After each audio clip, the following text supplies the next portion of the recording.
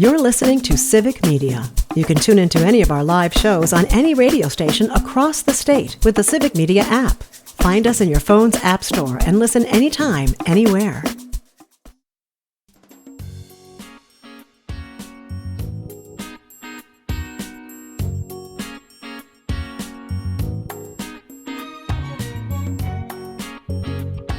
Live across Wisconsin on Civic Media, you're listening to Mornings with Pat Kreitlow, powered by Up North News. Now, from our Lake Wissota studio, here is the founding editor of Up North News, Pat Kreitlow. Hey, good morning. It is 8:06. Nice to have you here up north on this Wednesday, June 18th.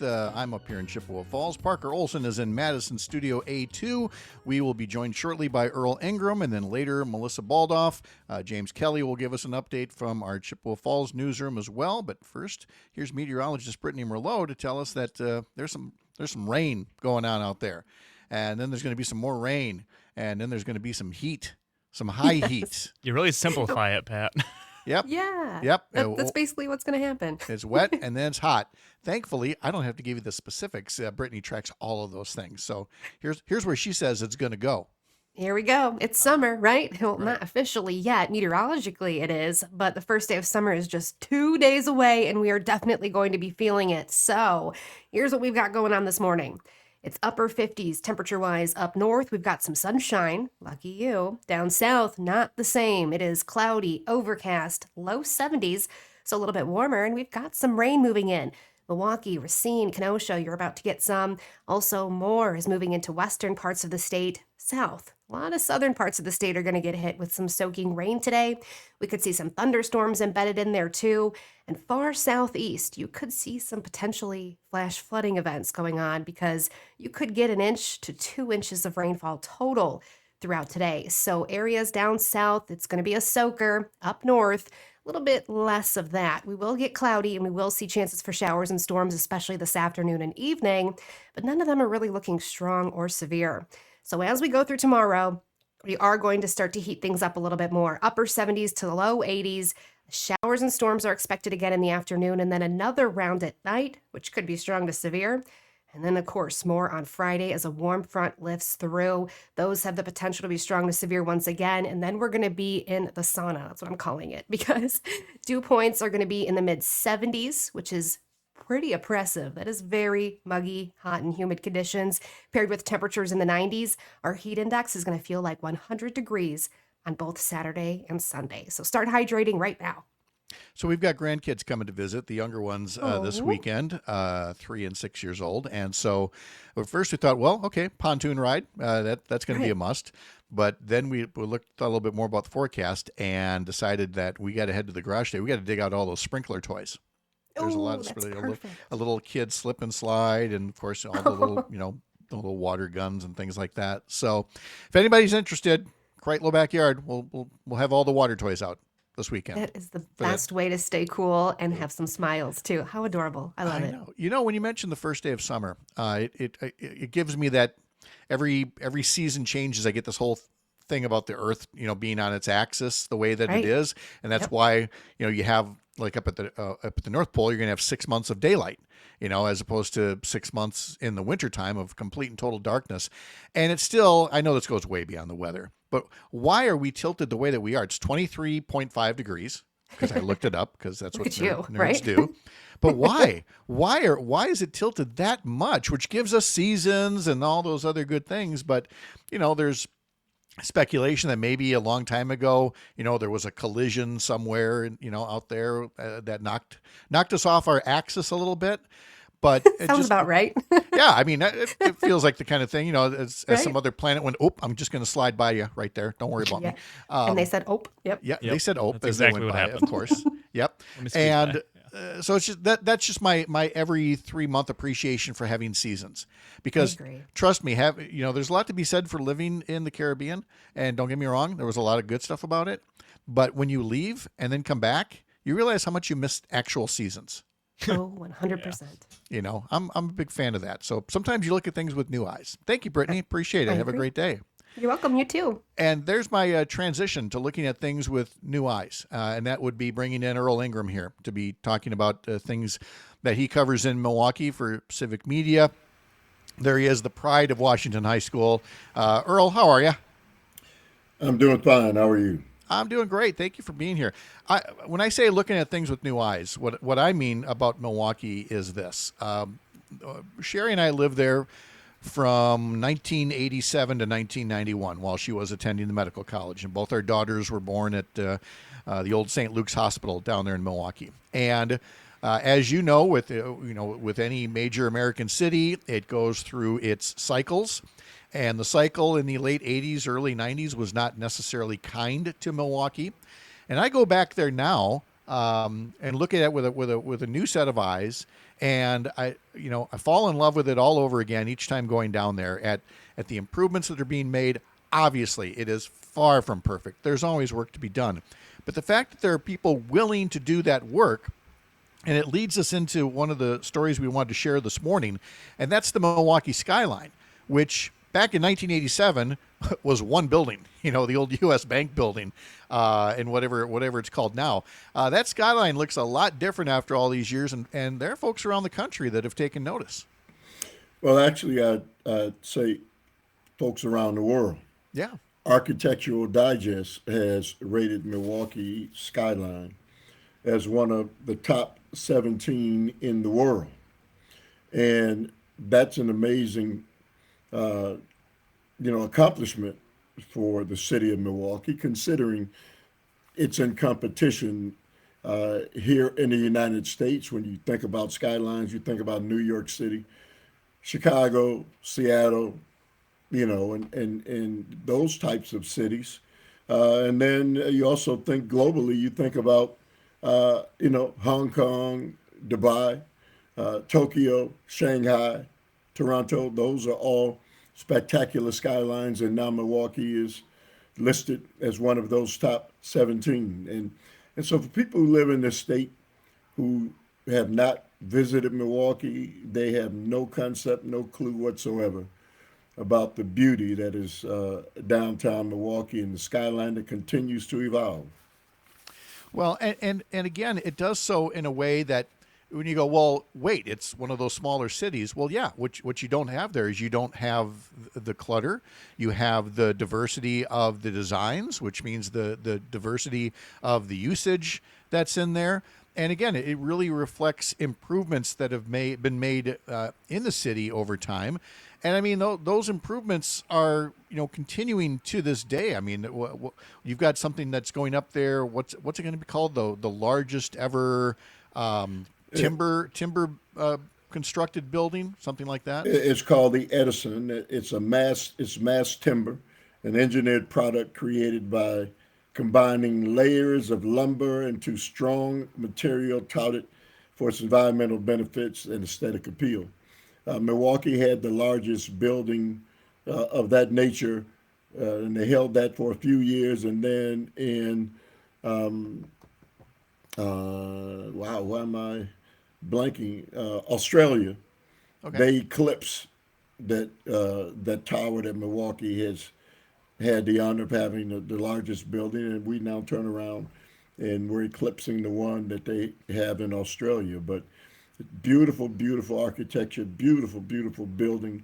And so again, if people who haven't been downtown Milwaukee, the aesthetics of it during the summer, we're about to kick off Summerfest on tomorrow. And if you haven't been to the Summerfest grounds and that lake that's been developed to some degree, spectacular. The building itself, as Earl mentioned, is called the Edison. And it is going to be 32 stories tall, 378 apartment units there.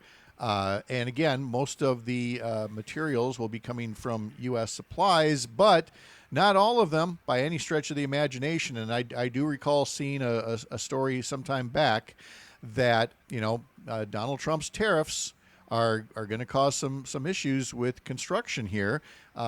Because again, we get a lot of timber, say from Canada, for example, one of our best allies, but Donald Trump is picking a fight with all of our allies here. And I can't even tell you for sure, Earl, if these tariffs on timber are going to affect the building of the Edison Tower.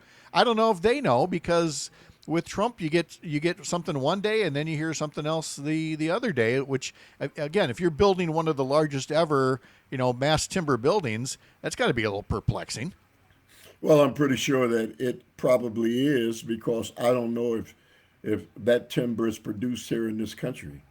And so their plans for erecting this building had been in the makings for somewhere around 3 to 5 years, and now they broke ground just the other day, and so we'll see.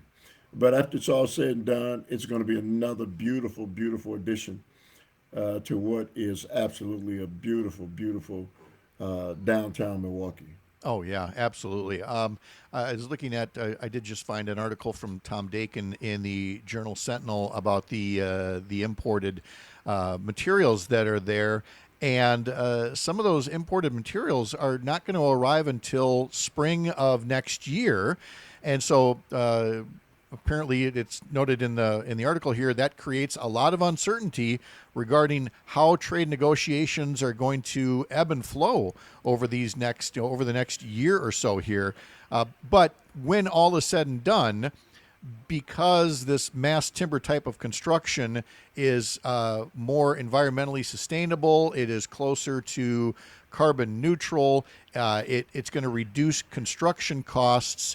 And again, it just comes back to the smart kind of construction that's going on in Milwaukee and some of these other cities, because, I mean, Earl, anybody can slap something together, but when you actually put some thought into the process, you end up having a downtown that is much more, workable as a result, and where people actually still want to work and play. And the funny thing is, for all the grousing you hear from some of our suburban friends out there, they still need a place like Milwaukee to come work and play. Well, absolutely, and that will be forthcoming in the next month or so, with all the different festivals and all the different activities that take place in downtown Milwaukee. Yeah, they sure will. Not the least of them being the Brewers taking on the Cubs. Now they're doing that at Wrigley right now, but that Central Division showdown, will be coming back here to Milwaukee before you know it. The Cardinals were just here in town last week. The Brewers, unfortunately, are on the losing end of yesterday's opener of that series with the Cubs. I believe the final score was 5-3 here. There was this 2-run home run by Isaac Collins at one point, and unfortunately, Chad Patrick, the starting pitcher, just couldn't hold back a fifth-inning rally, so the Cubs go on to win by a score of 5-3. The Cubs are now up in the division, 6.5 games over the second-place Brewers. They'll go back tonight to Wrigley Field and try to even out the series. The pregame will be starting at 6:30 on several Civic Media stations. Jacob Mizorowski will be pitching in his second ever Major League game. And that's good news because, the kid had a no-hitter through 5 innings, but then was feeling some cramps and some soreness and left the game. I was fearing the worst, but apparently, things are okay, that he's getting set to get started against the Cubs here again tonight. So you can hear that on several Civic Media stations. A local update is coming up next for some of you. For those of you hanging here, we're going to continue our conversation with Earl Ingram. I think we'll get into a little Summerfest chatter coming up. And when we're all back together in our next half hour, we'll be talking to Melissa Baldoff. That's all here from the heart of America's Up North, live from Lake Wissota. Thanks for making this the place to spend part of your mornings. I'm Pat Kreitlow, and this is the Civic Media Radio Network.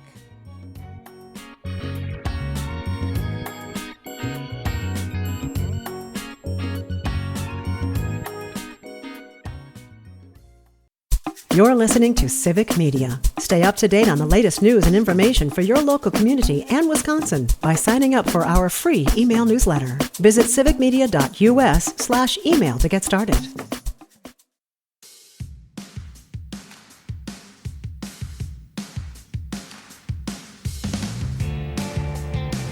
We have got Civic Media reporter James Kelly coming up a half hour from now from our Chippewa Falls newsroom to tell us about the stories he's covering in that part of the state. Meanwhile, down in the southeastern part of the state, we've got Earl Ingram here, and we're going to be talking about the Juneteenth holiday, which is tomorrow, that an increasing number of communities and businesses are recognizing. So we wanted to find out how Milwaukee is marking Juneteenth.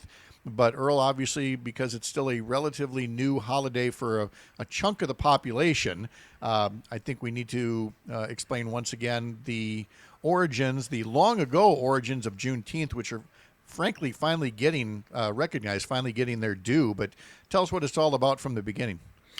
Well, Juneteenth Day has been celebrated going back to the 1800s, but what really transpired is people didn't really understand 1776, the birth of our America's independence. And so people celebrated Independence Day for this nation, but that wasn't the case for slaves. And so people often say, well, why does there need to be a Juneteenth Day, an Independence Day? There's already an Independence Day. Well, it wasn't for all Americans. And so the ancestors of our ancestors didn't get that feeling. And it was back in Galveston, Texas, where the first time that people realized that, slavery had ended. And so, because of that, this history, which should be American history, right now we've got a president that's doing away with all history, especially history that relates to people of color in this nation. The story and the history of Juneteenth Day and what transpired and the freedom and the importance of that needs to be taught in this nation so that history is never forgotten. So Juneteenth Day in the city of Milwaukee is without question one of the largest Juneteenth days in the entire country. And I have certainly celebrated it since its inception. Back in about 1972, I was 18 years old. And I remember the excitement with having this opportunity to bring all those people together. And I think it was probably in about a 10-block radius, and to see your community together and celebrating something as important as the end of slavery, the physical ending of slavery, is what's worthwhile and something I'll never forget. And it is worth noting when you talk about the current administration. I mean, this is marked because even though, the 13th Amendment had been ratified, and even though the Civil War had, for all intents and purposes, ended, it wasn't until June 19th, 1865, that an Army Major General told the last group of slaves that they had been freed, or enslaved people, that they had been freed. They wouldn't have known about it.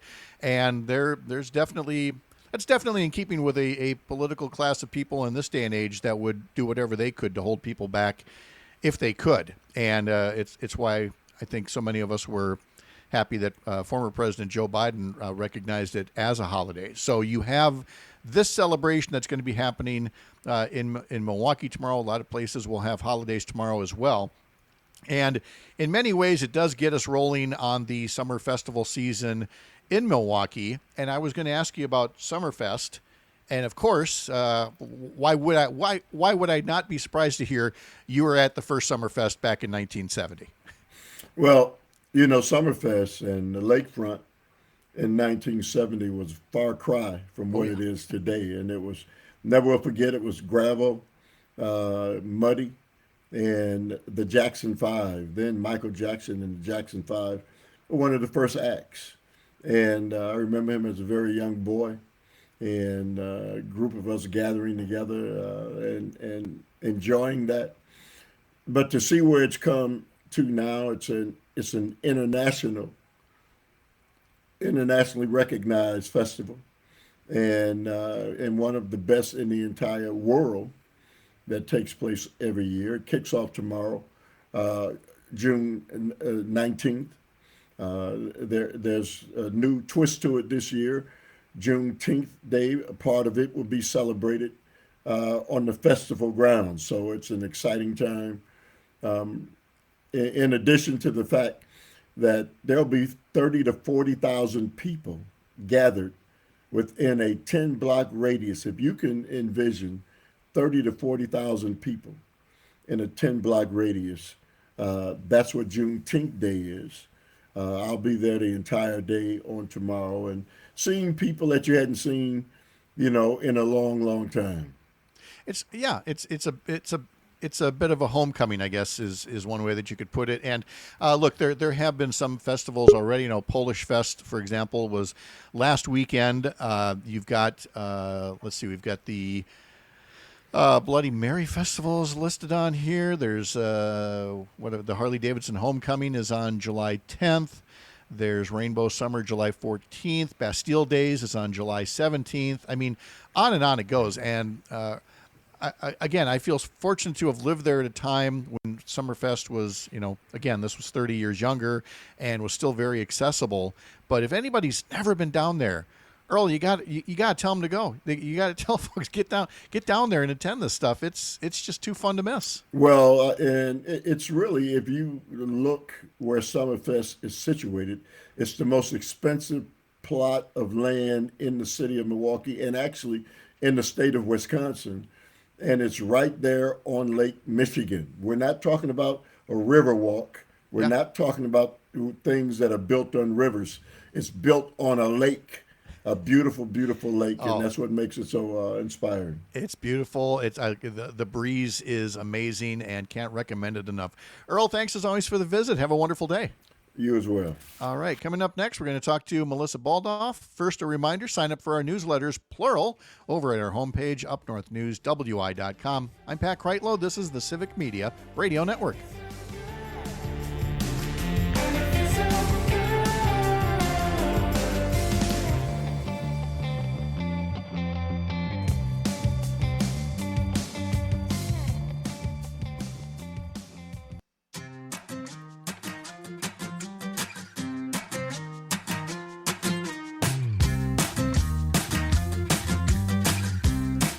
In today's edition of our daily newsletter, sign up for it at upnorthnewswi.com. We've got a story on the Wisconsin Center for Dairy Research as part of our June Dairy Month coverage. All kinds of ways that scientists look at having an impact on the quality, the texture, the flavor of cheese, a cheese's shelf life, marketability, and more. So learn about that. Learn specifically about Colby cheese, part of one of the many that were invented right here in Wisconsin. Also an article about Door County fish boils. We're getting to that season as well. And then up on our website, several stories that you should be checking out as well, including 9 Wisconsin businesses staffed by people living with disabilities, and a recap of some of the best fly fishing spots in Wisconsin. All of that and more on our website, upnorthnewswi.com. Remember, if you can't listen to us live, you can pod this program. Listen to us anytime on demand. Head over to Spotify or Apple and subscribe to Mornings with Pat Kreitlow, powered by Up North News. Time for our climate check with political strategist Melissa Baldoff, who also had a busy weekend at the state Democratic Convention, where her hub's Joe Zepecki will join us tomorrow and talk about the campaign for state party chair.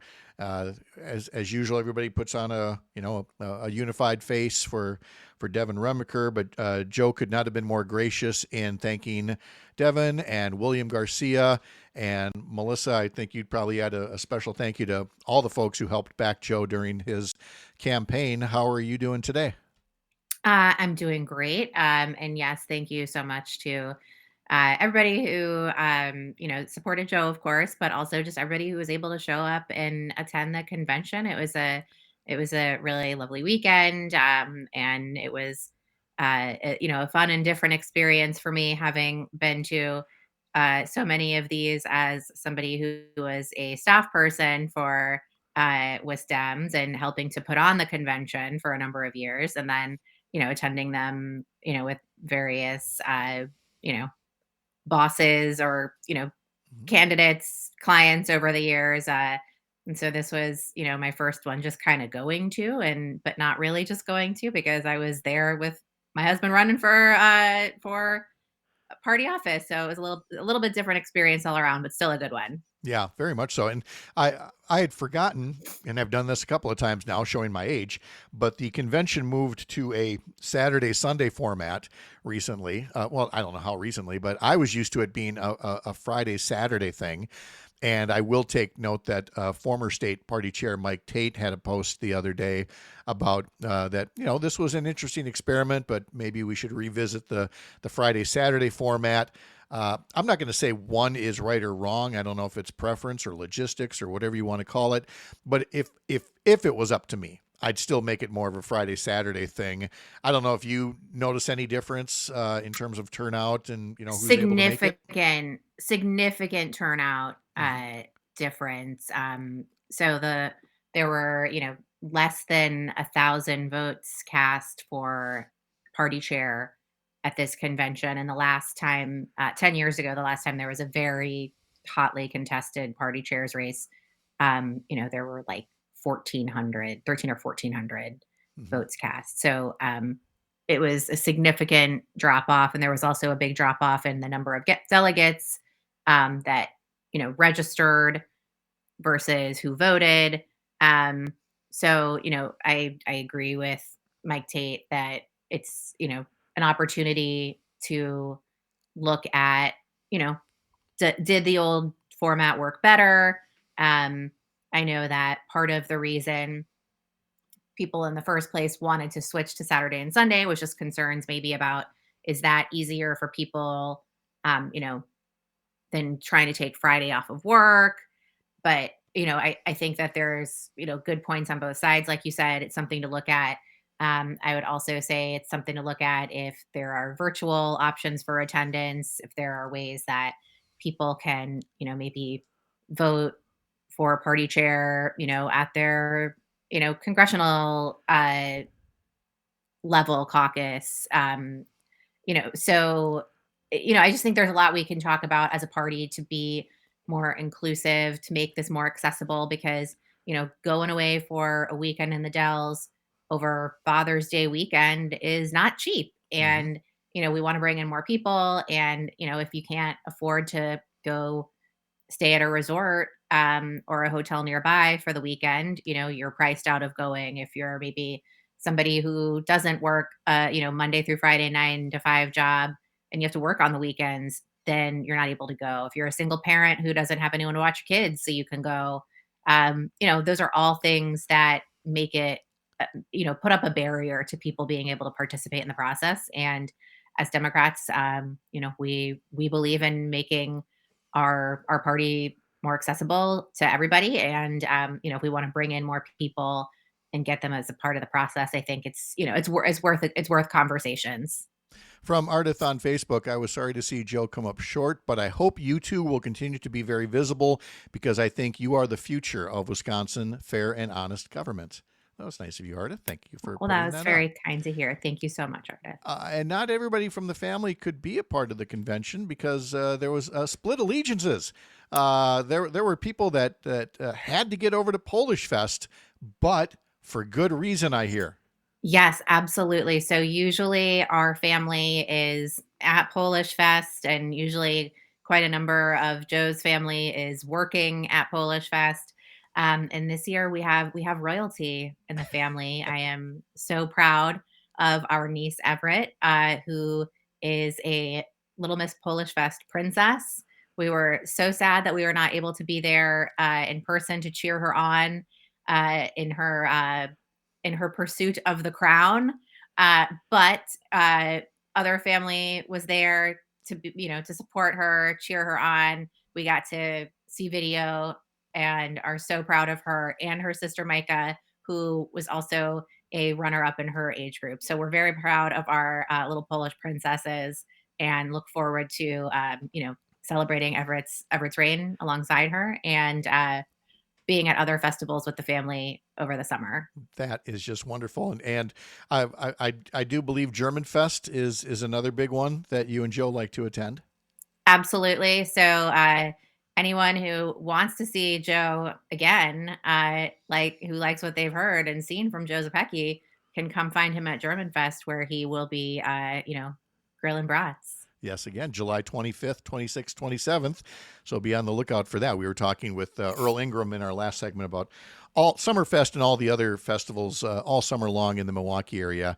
You really do want to check it out. Let's turn our attention to what's happening in politics. And this one's a little unusual because, I mean, obviously, in these climate check segments, we do want to talk about the virtues of things like the Inflation Reduction Act and the tax credits that are going to create a whole new generation of clean energy jobs. So I'm not diminishing those in any way, shape, or form when I set it up this way, Melissa, to say the House Trump big bloated boondoggle of a budget bill took out a lot of those credits. And also, of course, would do tremendous damage to Medicaid and all these other essential services. Now the bill's over in the Senate, and Senate Republicans there are not at all chagrined about what they're hearing about cuts to Medicaid and other vital programs. In fact, they added more cuts onto Medicaid and things like that, but they did salvage in their bill some of the green energy tax credits, which really tells you something about their priorities. I mean, yes, it's good for the climate, it's good for all that, but I mean, they actually made deeper cuts to Medicaid so that they could preserve some of these clean energy tax credits. It just says something about priorities these days. But I guess we'll take out the good news, take away the good news from it, that these tax credits, have some life support again to create new jobs in Wisconsin and elsewhere. Yes, yes, but I don't want to give them too much credit here because right. I don't want to say this is good news. I'm going to just say this is slightly worse news. Yes. Slightly less worse news. Excuse me. Yeah, slightly less worse news. So they did make some improvements to the House version, but they are still making very significant cuts to solar, wind, and other incentives here. So I would say this is definitely falling short of being supportive of clean energy tax credits.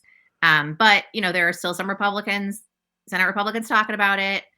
And there's still a little bit of time for some movement. And that's why we need people to keep talking to their senators and their members of Congress, because there is still opportunity to make changes here, which I think is the biggest takeaway people should have, that their voices and their advocacy have made a difference so far and can continue to do so. We've got some time. I mean, things are moving. There's that self-imposed July 4th deadline, but there is not a whole lot of room left between now and then for Republicans to meet that deadline. It's, looking more and more likely that they won't make it. So either way, though, the urgency is real, that we need folks reaching out and talking about this publicly. What we're seeing from the Senate version is that they still would be phasing out these tax credits. They would just do it a little bit more slowly, right? Which is slightly good news. That slightly people would less have more worse, time. yeah. Right, but it really does fall short of giving people the ability to take advantage of these credits and improve their resilience, save money, and boost our economy. And by the way, just to show that they are still almost entirely in lockstep with Trump's priorities, the EV incentives that are meant to move the U.S. away from fossil fuels, those would be gutted even more rapidly under the Senate bill. So, it is really a case of self-interest where they see something that we've talked about in this segment before, that a lot of the clean energy jobs being created thanks to these tax credits and the Inflation Reduction Act are actually happening in red states and in red districts at a far greater rate than in districts and states that have Democratic elected officials. And so they're seeing the thing that is, most narrowly in their self-interest and saying, oh, well, we're good with those after all, I guess. But I mean, that's the only reason. There's nothing altruistic about this whatsoever. No, of course not. Of course not. There's nothing here that's, doing the right thing because it's the right thing to do. The motivation to do the right thing would be to, absolutely protect themselves and their interests. But if we can get something positive out of that, that selfishness, I'll take it, right? If the outcome is that we get the right policy, whatever the motivation is, I'll take it. Yeah. But it's not the ideal way to get this done.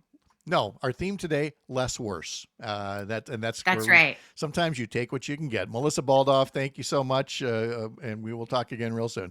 All right, sounds good. All right, thank you so much. Coming up, a local update is next for some of you, followed by Matt and Air on Air with Dr. Kristen Lyerly joining in at about 9:30.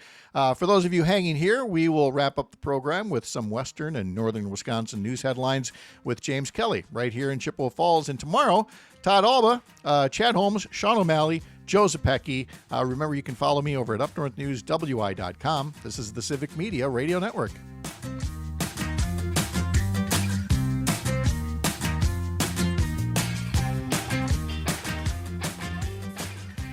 You're listening to Civic Media. Find the latest news, information, and archives of all your favorite shows on the Civic Media website, civicmedia.us.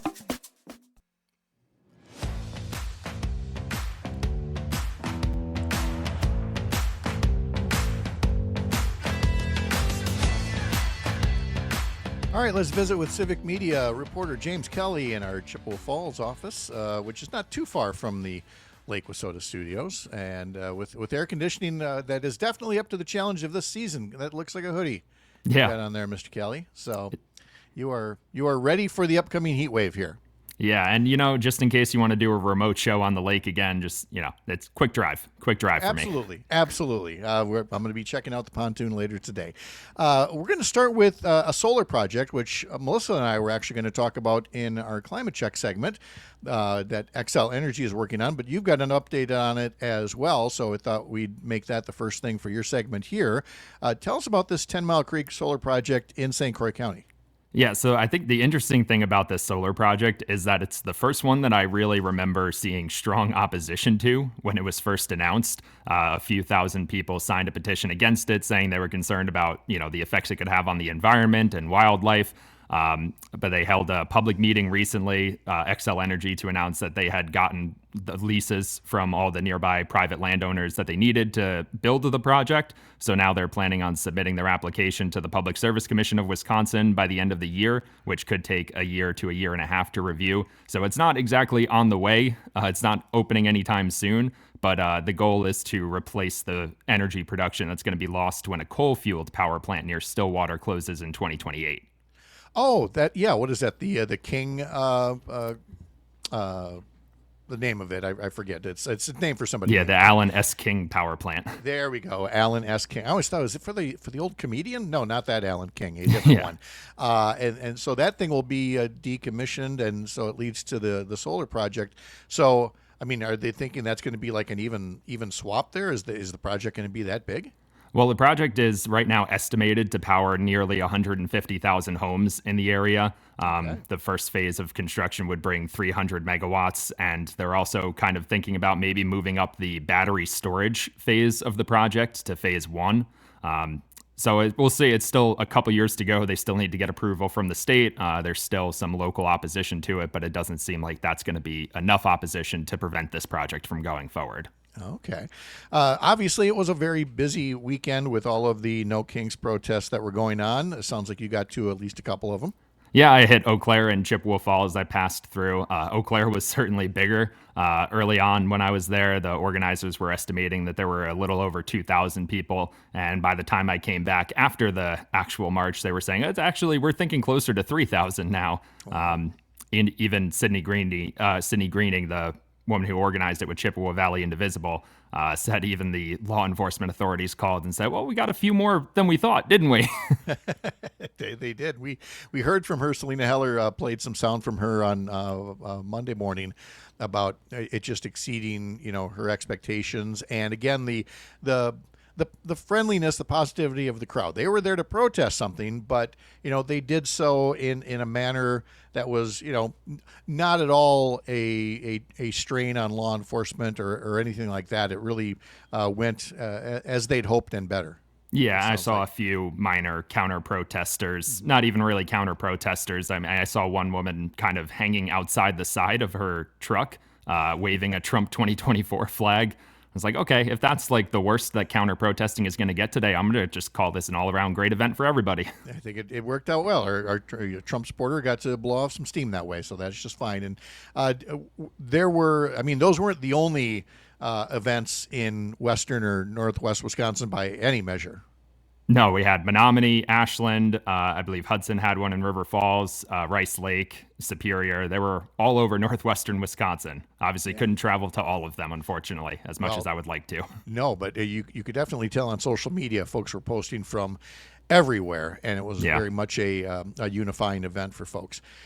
Let's talk about some school districts up in our neck of the woods here. We had, of course, one of the finance folks from the Eau Claire School District on earlier in the day talking about the fiscal challenges that they have, and the ways that you can work with that at a small district level is to maybe consolidate positions, maybe do some job sharing. And so what's happening with a couple of districts up north? Yeah, so a committee for the Spooner Area School District actually recently approved this plan. It'll have to go to the full school board still. But essentially, the plan is to share 4 positions with the Northwood School District and the Shell Lake School District. Shell Lake, also another one of those schools that failed to pass a referendum on the April ballot. So they're having their own budget struggles. It would include 3 administrative positions from Northwood. That's Director of People Services, a Finance Manager, and Food Service Director. And I think the most interesting one is a physics teacher from Shell Lake. So we're getting to the point where schools are now sharing teachers to handle their budget issues. And, it's a unique solution to a problem that probably shouldn't exist. It shouldn't exist, and it's going to mean reduced opportunities for some kids who have an interest in some fields or the other, and again reflects the fiscal realities of what we're dealing with today. All right, let's close on a lighter note, and it's always a lighter note when I get to talk about goats, and especially if they're tackling buckthorn or some of the other invasive plants that are out there. And I can't explain my fascination with maybe getting a goat someday. I'd have to explain just the level of animosity I have toward the buckthorn that's growing along my property line. But in Superior, they're giving the goats a go. Yeah, they are giving the goats a go. At Billings Park, they have a problem with buckthorn, which is an invasive species. So they've just fenced off a certain area and they let the goats loose for about a week and a half. Apparently, the goats like to eat the buckthorn. It's better for the soil, better for the environment overall, better for other wildlife in the area than maybe pesticides or other removal methods of this invasive species. But it's nice to see the goats being put to work. And the before and after is going to be striking because, again, you get whatever algorithm, your social media, you get what you get in return. You click on a couple of goat videos, and next thing you know, I'm getting all these videos of before and after when the goats are penned in properly to eat just the things that you want them to eat. And it is amazing what they get done. They've done this in Wausau and other places as well. James Kelly following all this for us from Chippewa Falls. Thank you, James. Have a great day. Have a good one. All right, good to see you. Nice to have everybody here for one more edition of these mornings powered by Up North News here on the Civic Media Radio Network. Matt Nair on Air is next with Dr. Kristen Lyerly coming up at 9:30. My thanks to today's guests and an invitation to have you join us tomorrow morning, 6 a.m., right here, Up North.